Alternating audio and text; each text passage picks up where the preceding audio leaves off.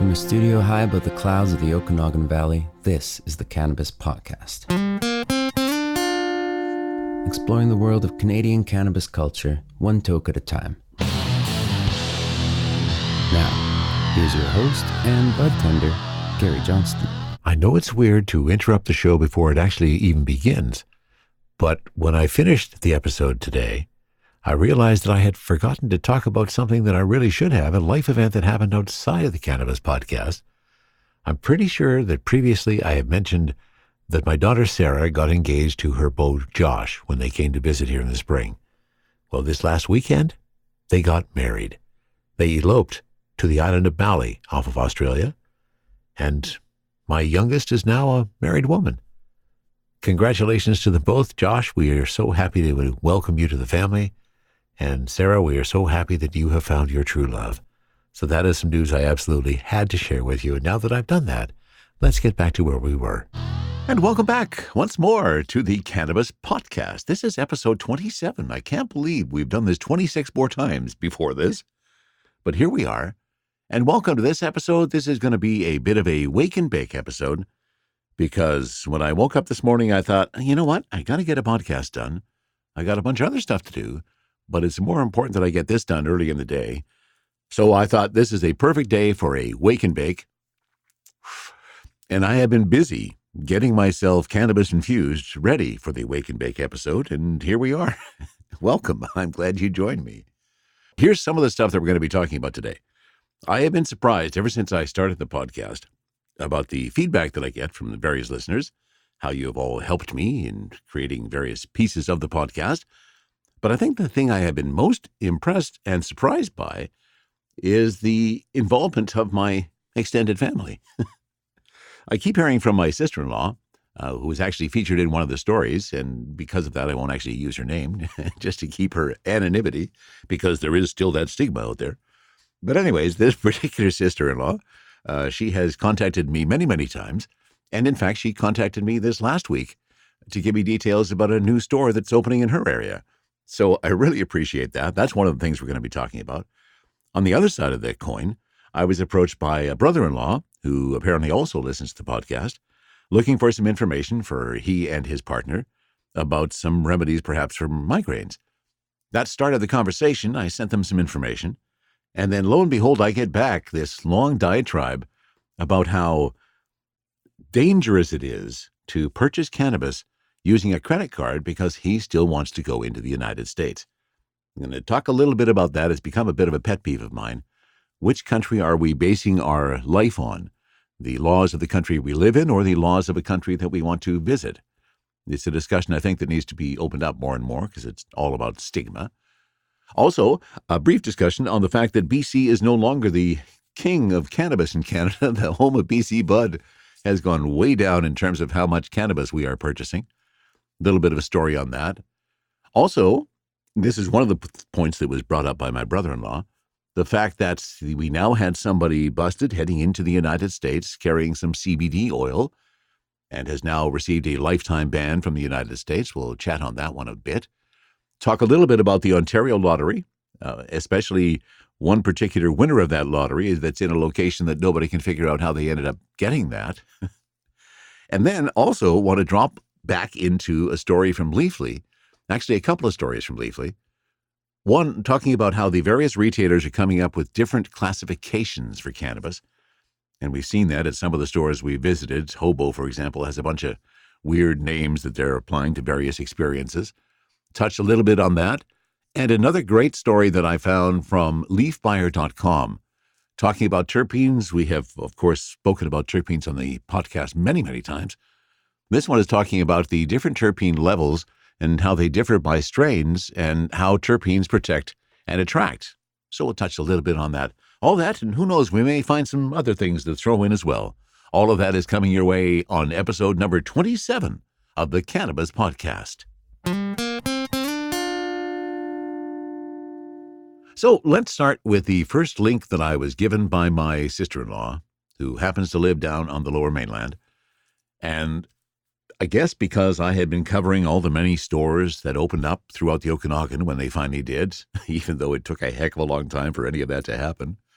But said sister-in-law sent me a link to the fact of the second Fraser Valley store to open, and that was in Maple Ridge, where Maple Ridge got their first retail cannabis store.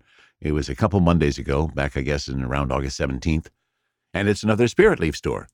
We, of course, have already visited Spirit Leaf up in Vernon with Sarah Ballantyne and her team. Spirit Leaf is also looking to open a store here in Kelowna, hoping that that license gets released very soon. And now, of course, Spirit Leaf in Maple Ridge. So thank you to my sister-in-law for sending that information along. I really appreciate the feedback and the interest that people are displaying about what we're talking about here. So the stores are gradually coming to other areas, slowly and surely. And then the other discussion that I also wanted to touch on was one that I mentioned before in relation to my brother-in-law. And now my brother-in-law, Dave, is one of those people who likes to holiday down in the States quite a bit. Likes going down to Arizona for the wintertime and various other locations.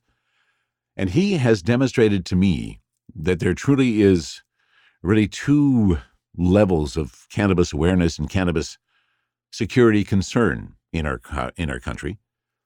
When we talk about people like myself, where I have lived in this country all of my life, I've done a little bit of traveling. I haven't done an extensive amount of traveling, but I have been down into the States quite a bit and onto some other continents. I guess Australia would be the other continent that I've been on. But I do not, in any sense, base the decisions that I make on my life in Canada based on the laws of another country. And this is what I see happening. When I had this discussion with my brother-in-law, he was talking about the fact that he and others like him, many of his friends, are still quite reluctant to speak openly about cannabis. And as he points out, particularly electronically. The concerns, I guess, are largely based on the fact that Big Brother, of course, down south, is strongly opposed to its use, at least at the federal level, even though here in BC you're heading into Washington State, where cannabis is legalized, of course, but it's the federal level where everybody is having the problems. So I do understand the concerns of it, but I do argue fairly vehemently that you shouldn't be basing your actions and your life on the laws of another country. We're Canadians. Canada has legalized cannabis in this country as of October 17th, 2018. And whether or not you imbibe in cannabis or not, in my opinion, is totally irrelevant to another country. Because it's legal in our country, so it's legal to consume. It's legal to purchase. It's legal to possess. And I still can't get over this fact that many, many people are basing their decisions on the fact that another country is telling you how you should be living your life. Maybe that's not the way you're interpreting it, but that's the way I'm interpreting it. And I guess on the sidebar to that is the story that we heard this last week about a Canadian woman. And this again sparked a whole lot of concern in my brother-in-law. And I guess this was the main point that he was making. And that was that a Canadian woman this last week or the week before faced a lifetime ban now after getting caught with CBD oil at the U.S. border. This is a story from the MSN.com. U.S. Border Protection has barred a young Canadian woman from crossing the border after cannabidiol oil was found in her backpack. Now, as we know, cannabidiol is a non-psychoactive product of the cannabis plant she uses to treat the painful side effects of scoliosis. The woman, who is asked not to be identified, is the latest Canadian to face border troubles after Canada legalized cannabis last year. Thousands of Canadians have been denied entry to the U.S. simply for admitting they've smoked a joint once in their lives. Others have been banned from entering the country for life for carrying cannabis products to the border. Now, that punishment that this unsuspecting CBD oil user could now face as well, according to immigration experts. So we've already talked about CBD oil. We're not going to discuss all the benefits of CBD. The point being here that as the woman was approaching the border, apparently she was asked if she had any leafy green materials. Well, in her mind, she had some CBD oil that's way, way, way removed from leafy green materials, so I guess her answer to that was no. Then they found the CBD oil, and that resulted in her disqualification to come into the United States and a lifetime ban. So I get that that's the way it works in the United States. I'm just saying that we shouldn't let them push us around like that. This is our country. Now, was she stupid to try to take CBD oil across an international border? Absolutely. That was a very, very silly thing to do, and frankly, just a little bit of concerned thought should show that was not a really good idea. That even though CBD is the non-psychoactive ingredient in cannabis, the cannabinoid that is not psychoactive, it still is part of the cannabis plant. So you can't, in any conscience, really say that you have no cannabis on you when you have CBD oil. So I get that. Going to be interesting to see how this one plots out as the world continues to look at this. There's your advice. There's your warning. Follow the words of my brother-in-law and take his approach where he says they simply do not use anything but cash to make any weed purchases. Cash is king in the lives of he and his friends who don't want any trace or track of their purchases as they go into the United States. I myself have no desire to go into the United States. And obviously, by being involved in the Cannabis podcast, I would probably get picked up pretty quickly if I went across an international border, in that I have some involvement with cannabis. But I'm not worrying about that. I'm living my life based on the fact that I'm a Canadian. This is the country that I live in, and I am so pleased that as of now, cannabis is still legal in Canada. Exploring the world of Canadian cannabis culture, one toke at a time. This is the Cannabis Podcast. And now, speaking of BC and cannabis, as anyone who has listened to this podcast from the beginning knows that I have a real problem with the fact that the province that I was born in, that I have lived a good portion of my life in, the province that had a worldwide reputation for BC bud, has fallen to the wayside after legalization. This is a story from City News, 1130, which is, of course, CKNW. They just celebrated their 75th anniversary down in the Lower Mainland. Congratulations to that, folks. And this is the story that I'm going to be quoting from. BC's pot sales lagging significantly behind other provinces. This is just hard to read, this one. I'm sorry. If you buy cannabis yourself or know someone who does, you may be aware that many people in British Columbia are continuing to buy their product from where they bought it before legalization. Cannabis retailers are upset with the situation, which sees legal pot sales in BC lagging behind provinces like Newfoundland and Labrador. With the latest figures showing legal sales more than 100 million behind Alberta since October, Ian Dawkins, with the Cannabis Commerce Association of Canada, says it comes down to provincial and municipal politicians not understanding the economic potential of legal pot. He says here, there just isn't the interest from politicians to push for a strong pot economy. Dan Sutton is the chief executive of pot producer Tantalus Labs. He says reasonable checks are good, but the application process in BC is too strenuous, leading to fewer legal stores. And that's one of the things we heard about when we interviewed Sarah Ballantyne, the owner of Spirit Leaf up in Vernon. That's one of the things that occurred to them. I mean, it took over a year from the time they applied to the time they finally received their retail license and they were able to open their store. This delay has got to be incredibly hard for retailers who are sitting there waiting. More from the story. The fact that there are people who have been sitting on leases for 11 months now, paying out of their own pocket to wait for an opportunity to get into this business, well, that's clearly dysfunctional, and it's not happening in other provinces.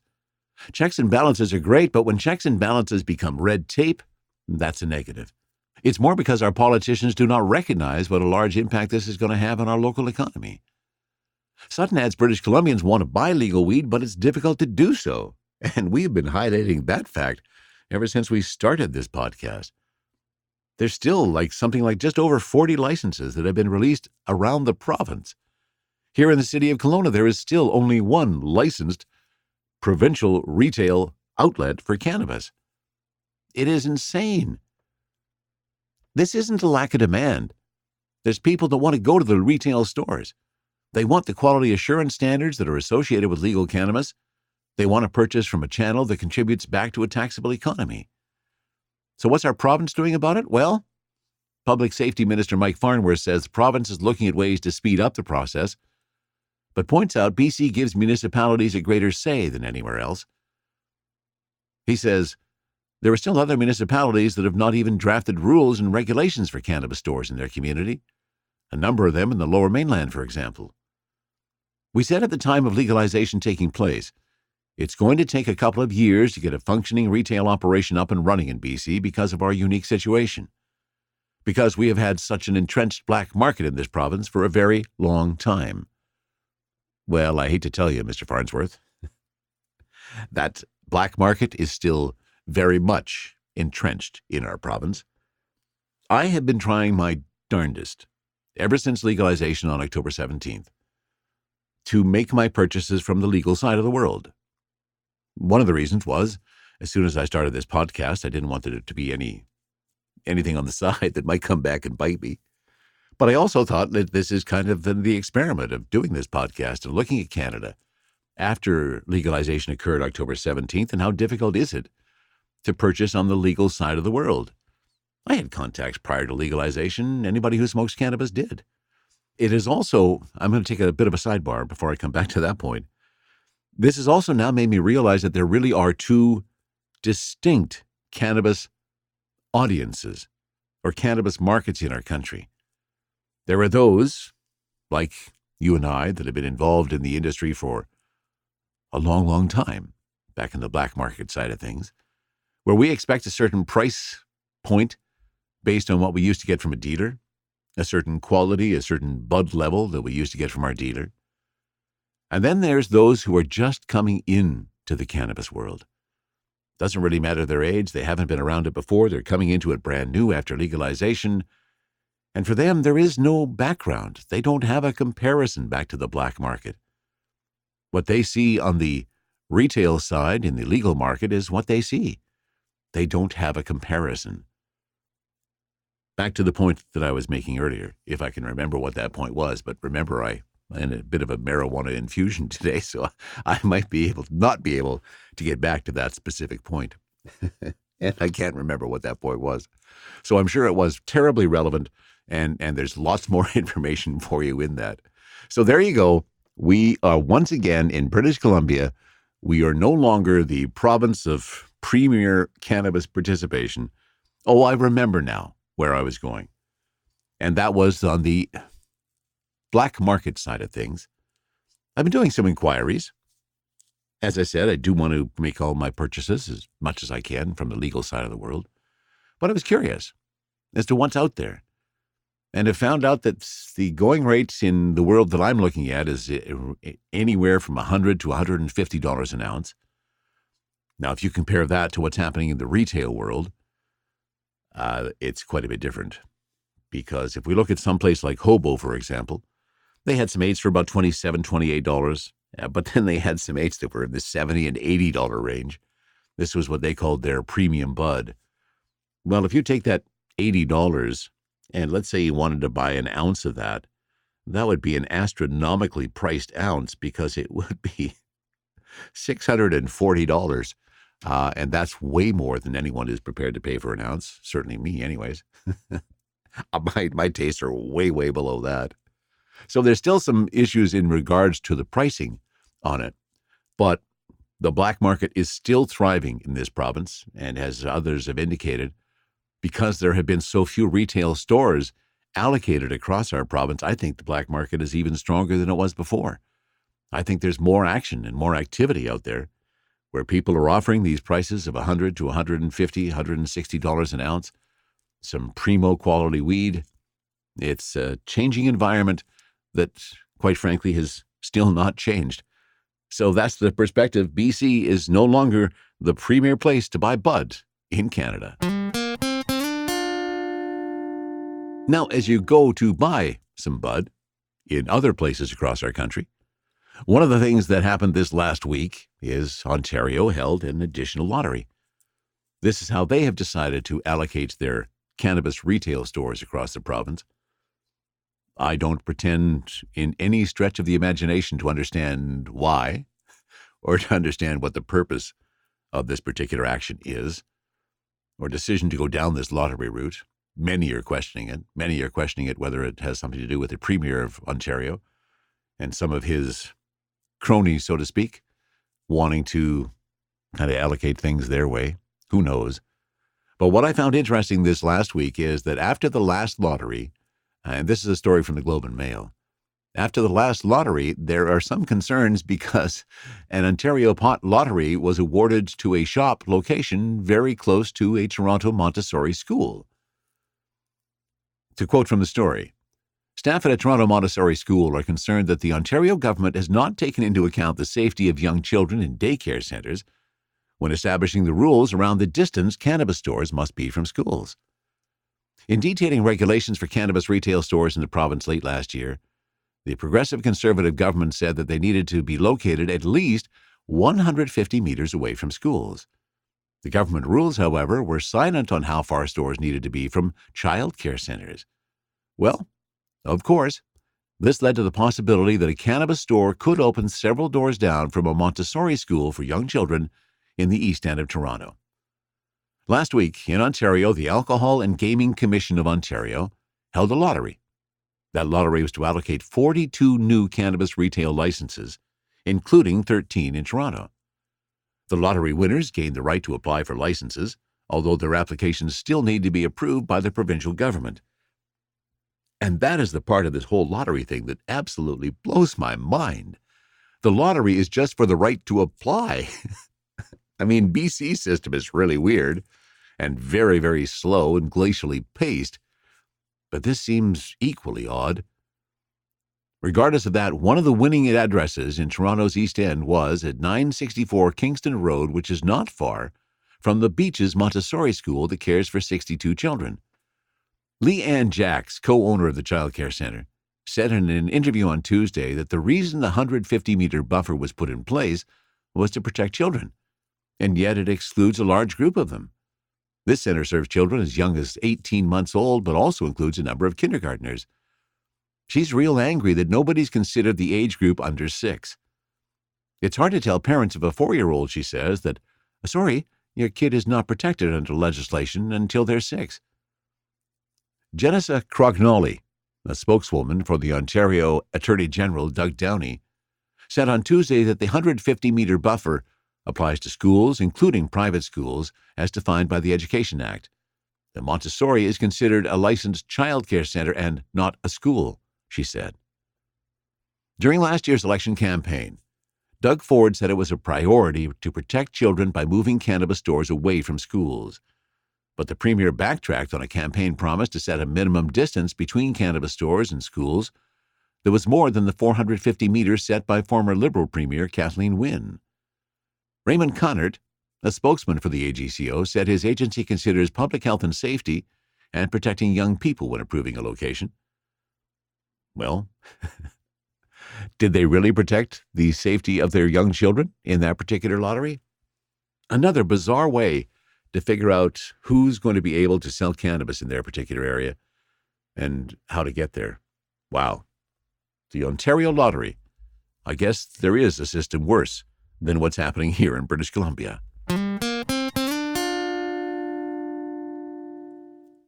Now let's touch on another thing that is coming up more and more as I speak to more and more people about cannabis across our country, and that is the terminology, how people are referring to all the various different aspects of cannabis and how they are trying to change the terminology to match what a particular organization is putting forward.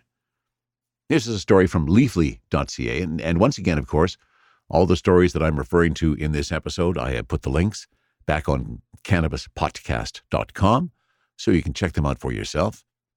And now this story from Leafly is how Canadian retailers guide customers to the right kind of cannabis. We've seen some varying approaches to this across the country. Cannabis is a complicated plant, and classifying its cultivars is a tricky business, one that often inspires more questions than answers. Should retailers cleave to the familiar sativa, indica, hybrid breakdown of the legacy market, or should they base descriptions on lab data that is hard to gather and even harder to standardize? And that may or may not be understood by a consumer base that is still learning its CBD from its THC, let alone its myrcene from its linalool, or its quercetin from its camphorol. What's more important to the average cannabis shopper, a plant's appearance or its potential effects? And we, of course, have talked about this a lot here on the Cannabis Podcast. For instance, if a customer comes in saying they want an indica, are they asking for buds hailing from a short, bushy plant, or expressing their desire for a particular outcome? Clocking a decent sleep, perhaps, or maybe just getting buzzed. And I've kind of heard this referenced a number of times as well, where if you're looking to get high, go with a sativa. If you're looking to get stoned, go with an indica. Well, how do retailers classify strains? Back to the article. Every store has its own method, but in general, most retailers organize their buds by plant type, such as sativa, indica, or hybrid, or by intended effects. Now, the fine print differs, but stores using an intended effects model tend to employ similar or at least overlapping categories, allowing shoppers to choose strains purported to be energizing, relaxing, or somewhere in between. Many stores also toss in a few categories that suggest particular activities, like socializing, creating, or lovemaking. This was one of the areas that when I went to the Hobo store here in Kelowna as they opened, I found them trying to do a new terminology. Like, for example, Hobo says move is for sativa varietals with plenty of THC and less CBD for a bit of energy. Or lift, sativa with more THC than CBD for an energized lift. Not sure what's different between move and lift. Then there was balance, calm, rest. So those are the areas that Hobo has tried to split it up with. And the article says, why do stores classify their products this way? Well, Harrison Stoker is VP of Brand and Culture at Donnelly Group, which is the parent company of Hobo recreational cannabis stores. He says choosing how to categorize products was one of the retailer's biggest early decisions, and something his team put a lot of thought into. Everyone agreed that the sativa-indica hybrid model was dead or about to die, he says. However, they also recognize that the terms are still in common use, which is why they've included in product copy. Stoker says that Hobo's current effects-based categories represent a transitional period in the market. In the future, he believes terpene content will play a stronger role in how stores describe and customers choose their product. And I am a big believer in that. I think that's where the industry is going. That we eventually are going to be talking strictly about terpenes and what terpene profile meets the criteria for you. And if that's not a good transition point to the next piece of story that I wanted to talk about, I don't know what is. So regardless of how the retailer you go to is classifying your cannabis, we do understand that it is the testing that's telling us about all those terpenes, and terpene testing shows us why aromas matter. And this is a story from leafbuyer.com. Cannabis connoisseurs know all about tetrahydrocannabinol, which is THC, cannabidiol, CBD, and the hundreds of other cannabinoids found in the cannabis plant. They're also fully aware of the importance of terpene compounds that give each cannabis cultivar its unique aroma. Terpene knowledge is slowly becoming more mainstream in consumers looking for specific terpene combinations for personalized effects. With hundreds of terpenes available in the cannabis plant, more brands and dispensaries are choosing to perform terpene testing to show the percentages of terpenes in each cannabis product. Preliminary research and mounting anecdotal evidence suggest that terpenes may have medical applications and other significant effects on users. And this is one of the tests that I do when I go into a store is, do they have the terpene profiles available? I was pleased to see that when I went to Spirit Leaf up in Vernon. They had the terpenes listed for the strain right on the counter. Further to that, when I went to Hobo, same thing. They did not have it visible on the counter, but if you looked on one of their iPads, which were on their bud bars, you could look up the terpenes for that particular strain. Terpenes found in a variety of plants do more than just contribute to the plant's smell. One 2012 study conducted by the Kinki University in Japan discovered that when a plant becomes infected by pests, it will produce specific terpenes to warn other plants of impending danger. The communication prepares a nearby plant's defense mechanism, although researchers aren't sure exactly how this happens. And of course, terpenes have also been known to attract pollinating insects or predators that feed on the pests that eat the plant. Researchers also hypothesize that the diversity of terpenes work together to provide benefits that a single terpene can't. There's still much to be learned about terpenes, but customers are learning that they do, in fact, matter. Terpenes levels differ by strains. A cannabis cultivar's chemical profile depends on more than just its name. Trichome and terpene content are influenced by growing methods, environmental conditions, seed quality, and so much more. Many cannabis testing labs and companies showcase their terpene results online, providing customers with an idea of what they might find in their favorite strains. For example, a blueberry train wreck sampled by Analytical 360 showed that myrcene was the most available compound at 0.634%. The next highest concentrations were limonene at 0.094% and caryophyllene at 0.088%. An AFCO strain, however, had 0.972% alpha-pinene, 0.815% myrcene, 0.509% limonene, and 0.445% beta-pinene. Terpene testing matters, and this is something that I would like to see the industry become more and more enthralled with. The more growers and consumers know about the cannabis plant compounds, the better. For medical consumers, terpene analysis helps them identify which strains or terpenes they want to consume. Although researchers are a long way from developing personalized cannabis medications using cannabis-derived terpenes, there are accounts that suggest terpenes can have a synergistic effect with cannabinoids. Even for recreational consumers, dispensaries and growers can recommend a certain strain for a customer depending on the type of experience they want. Terpene testing will clearly show what terpenes are found in the strain. Growers can then use this information to grow plants with specific terpene levels and modify them as desired. This is an area that I really hope is going to further expand in the cannabis industry in the future. I really hope we are going to be able to identify the terpene levels in all of the cannabis we want to consume. And through that and the process of experimentation on our own, we will be able to figure out which terpene profile is the one that we are looking for. For example, when I go looking for something on an indica side, and I'm getting the indica because I want to have some sleep, I want to make sure that there's a lot of myrcene in it. For me, I know that myrcene is very, very important for me to get a good sleep. Keep your eye on that. The terpene profiles are going to become more and more important as we carry on, and it's just going to get better. We're going to find more testing occurring about this, and with all of that testing, that's going to give us an ability to more carefully choose the cannabis cultivar we want to consume. From the cannabis-infused studio in the clouds, this is the Cannabis Podcast. And that, ladies and gentlemen, just about wraps it up for episode 27. Always appreciate when you contact me about any information you would like clarification on or some ideas you have for the show going forward. And you don't have to be a brother or sister-in-law in order to do that. Others are most welcome to contact me. You can do so at info@cannabispodcast.com. We'll be out looking for a new cultivar, see if another store opens up. Actually, I kind of forgot to mention that there are now 2 stores open down in Penticton that have received their retail provincial license. We have not gone down for a visit. Spirit Leaf is one of those. And Cannabis Cottage, I believe, is the second one.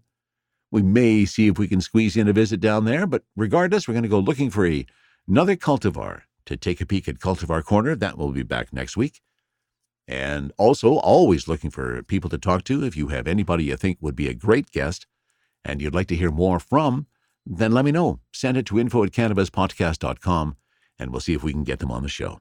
So once again, thank you for participating. That wraps it up for episode 27 of the Cannabis Podcast. From the cannabis-infused studio, high above the Okanagan Valley, this was the Cannabis Podcast.